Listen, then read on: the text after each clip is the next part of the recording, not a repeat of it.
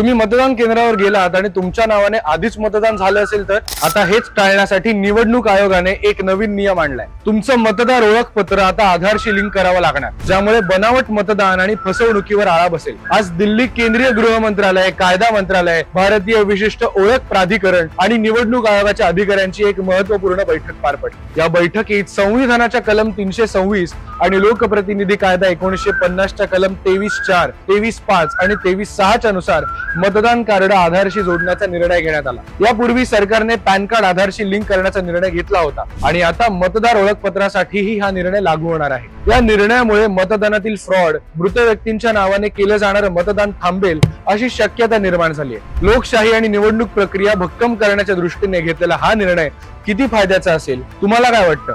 आम्हाला कमेंट करून नक्की कळवा आणि अशाच इंटरेस्टिंग गोष्टी जाणून घेण्यासाठी जबरी खबरीला फॉलो करा।